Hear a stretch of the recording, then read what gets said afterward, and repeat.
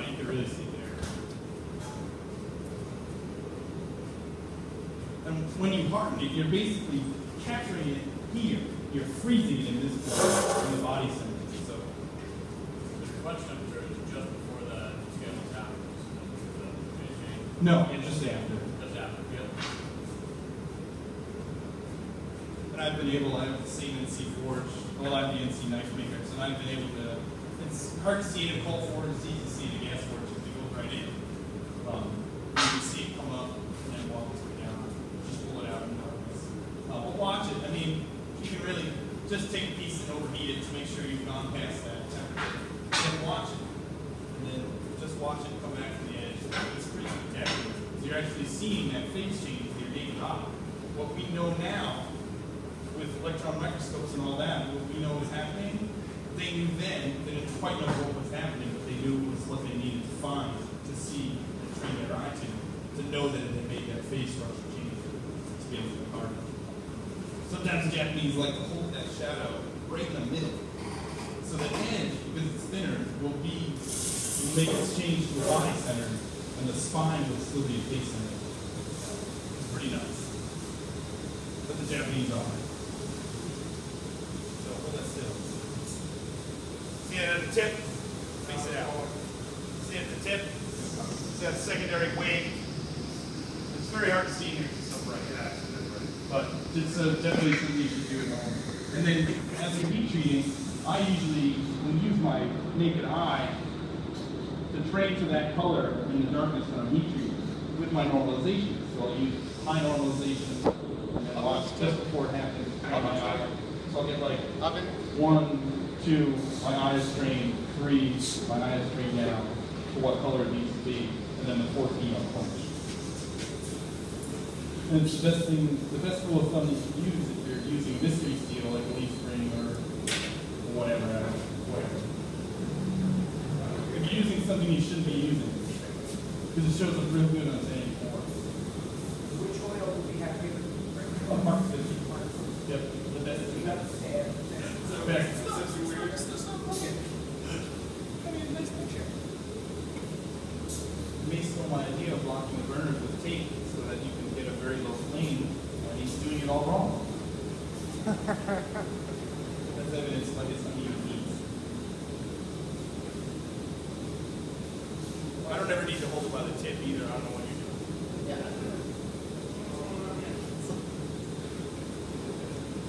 A friend of mine has a saying, don't mess with the hand with a piece of hot salinity. I'll hit him. That. Offense.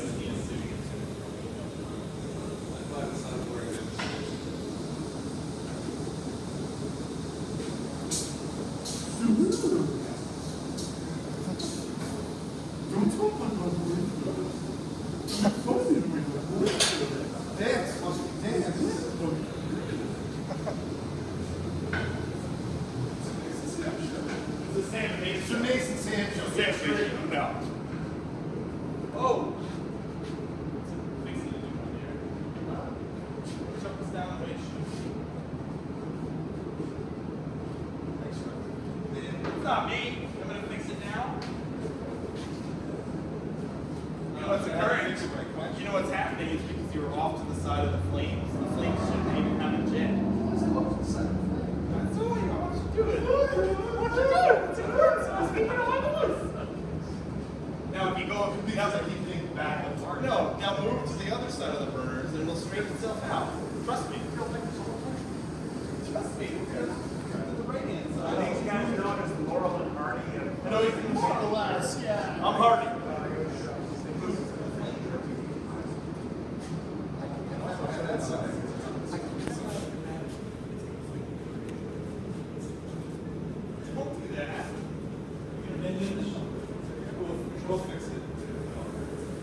So, Meek's going to quench it, hand it off to me. I'm going to show you the on-stick and also that crazy and fix the warps that he's put it in by running it out of the flame. The warps that you bent my blade before. We're straightening it in. I'll show you the grace period. Get some gloves ready. Nick, we have Kevlar gloves or penny gloves. Oh, yeah.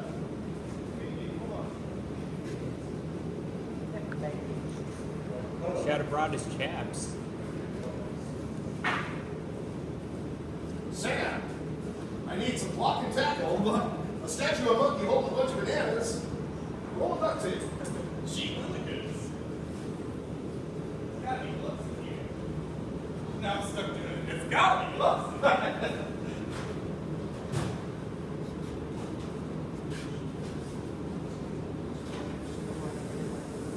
Fine. Just do another E. Turn that fire down. It's good. Here it comes. There you go. Nah, that's fine. Sorry. Somebody be at the Nick, be at the light switch. Yes. These are terrible gloves for this. Is there a leather apron?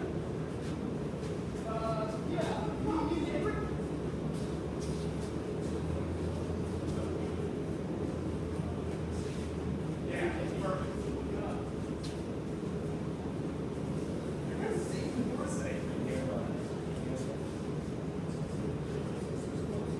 Ready? Hang on. Okay. Sit down. I feel like an idiot sufficiently, so let's do it. So you ready? Yes. Sam's the body. Master of fucking things up.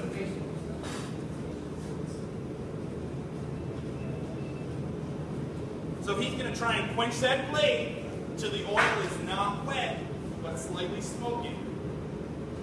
But not flaming up. 5 seconds. On a blade like that, right? 7 long seconds. 1, 2, 3, 4, 5, 6, 7. I'll tell you when to pull it out. Yeah, you can do that. It takes like 2 hours. Are you guys married? No. Can do.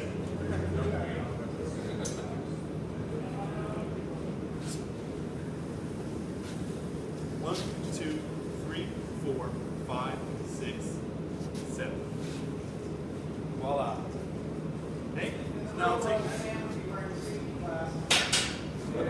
So we'll see how straight it is. It's not. So we'll make it very not straight. Come on, straight. Straight.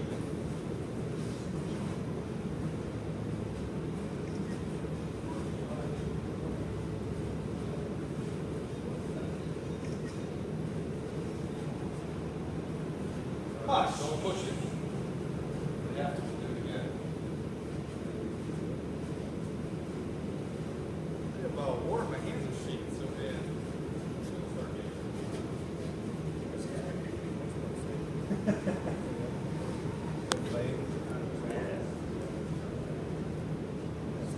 How much time do we have?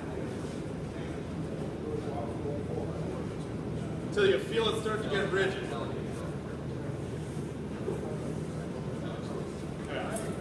So that's kind of it, and then you just go over here. And don't even look at it. Everybody look over there. Over there. No camera. So now it's going to cool down the rest of the way in nice still air. No shock. No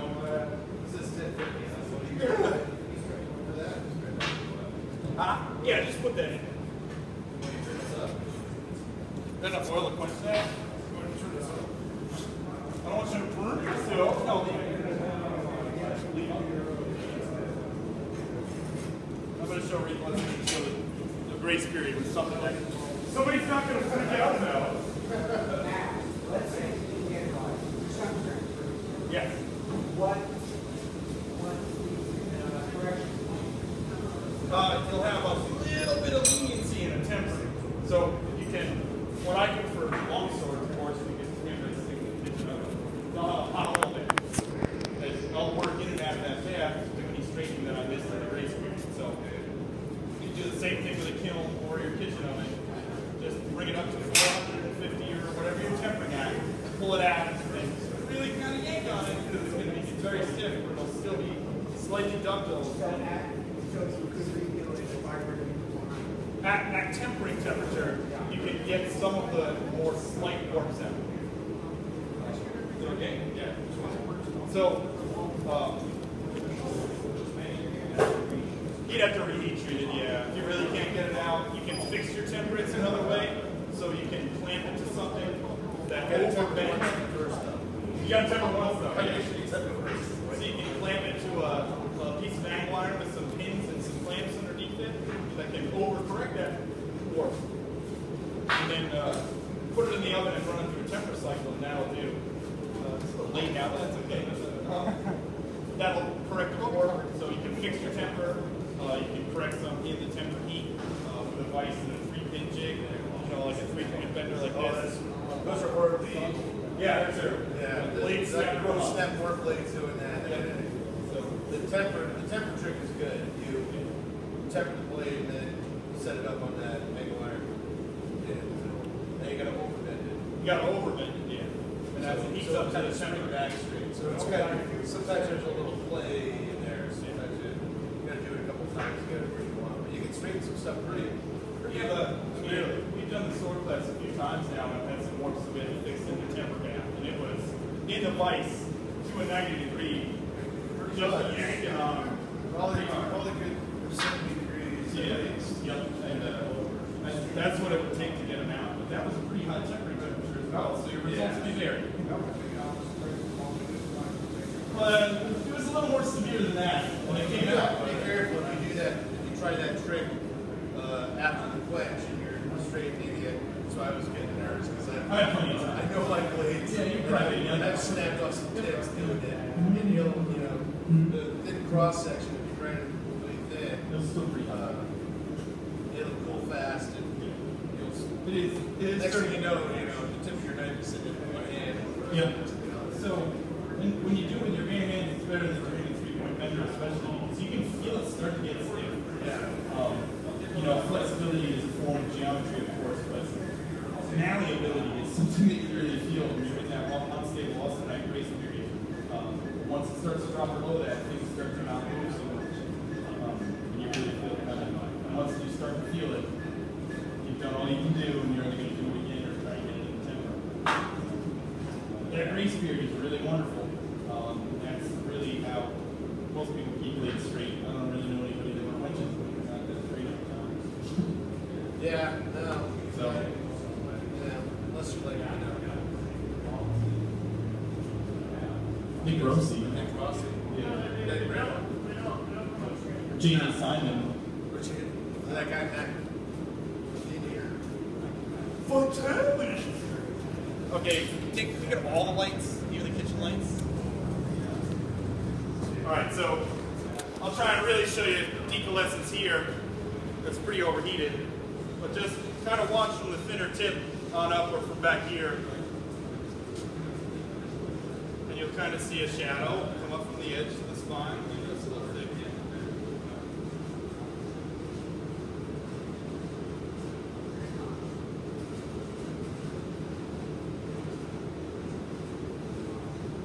People staring at a hot piece of metal. Yeah, I know.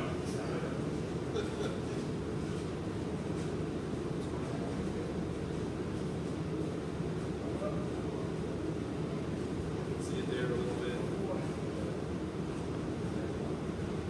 It's going to start at the thinner parts, of course. See, right here, you have kind of a shadow working its way down. It's lighter there. There it goes. There it goes.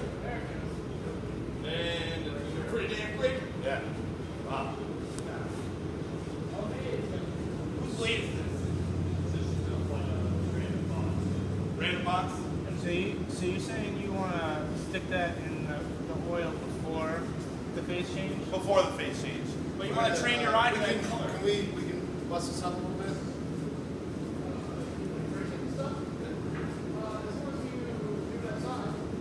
I got there's the other piece there. But so I'll show the grace period on a piece that somebody isn't going to be a giant crybaby about now.